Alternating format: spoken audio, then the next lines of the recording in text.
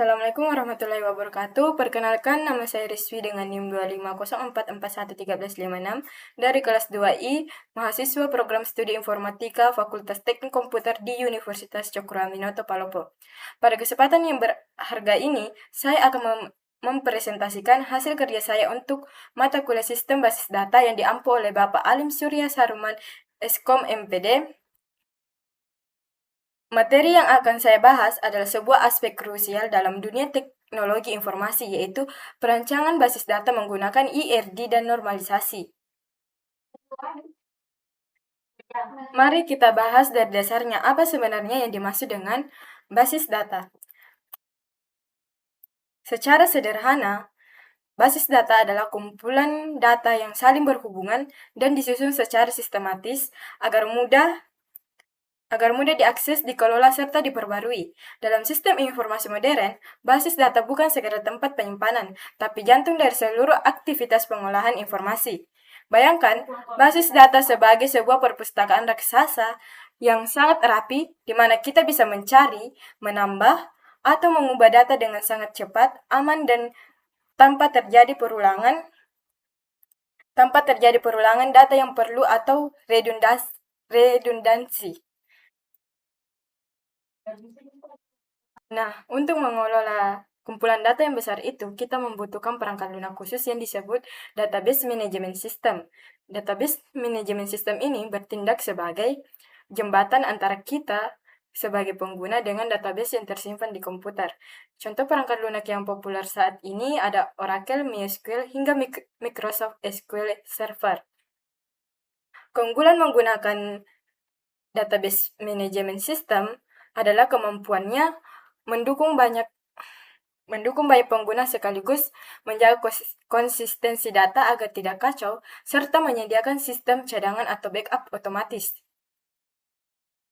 Kemudian, sebelum kita membuat database dibuat secara nyata, kita perlu membuat cetak birunya terlebih dahulu melalui IRD atau Entity Relationship Diagram.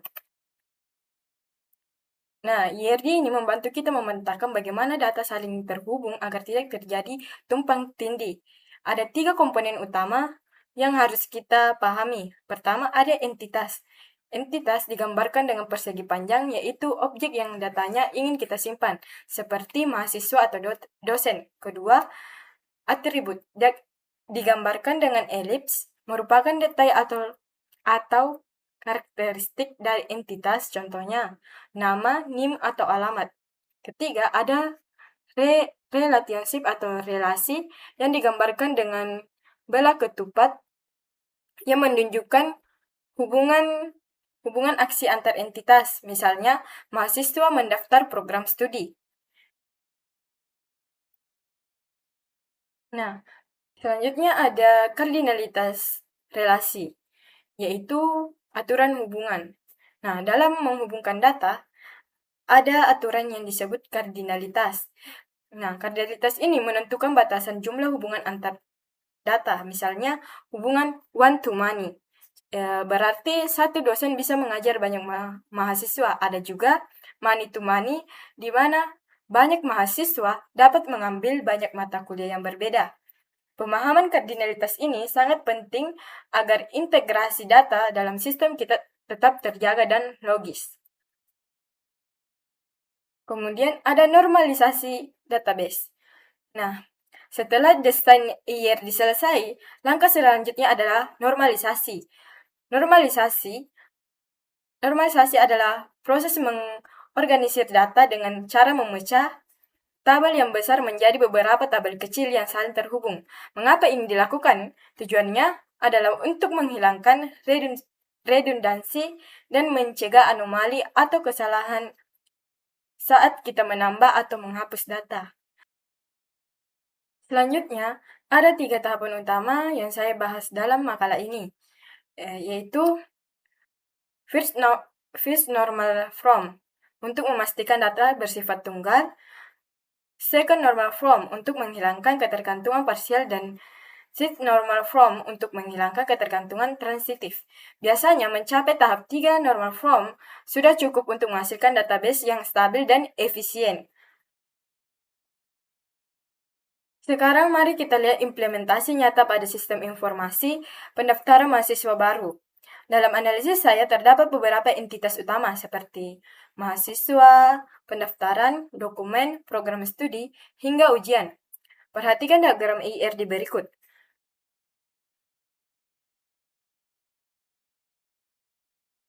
Anda bisa melihat bagaimana seorang mahasiswa melakukan pendaftaran one-to-many, memilih program studi money-to-one, melakukan pembayaran one-to-one, hingga mengikuti ujian yang menghasilkan nilai. Diagram ini menjadi dasar agar alur informasi pendaftaran berjalan secara utuh dan terstruktur.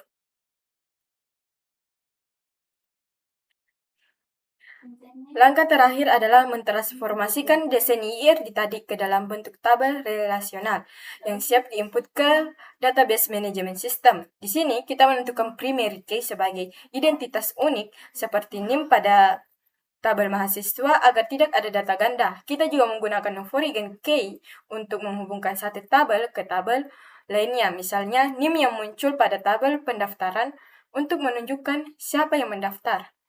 Dengan transformasi ini, hubungan antar entitas dapat diterapkan secara nyata dalam sistem komputer. Sebagai penutup, dapat saya simpulkan bahwa basis data yang baik adalah fondasi dari sistem informasi yang sukses. Dengan menggunakan metode IRD dan normalisasi, kita dapat menghasilkan database yang terorganisir, minim kesalahan, dan mudah untuk dikembangkan di masa depan. Demikian presentasi dari saya. Mohon maaf apabila ada kesalahan dan kekurangan. Wassalamualaikum warahmatullahi wabarakatuh.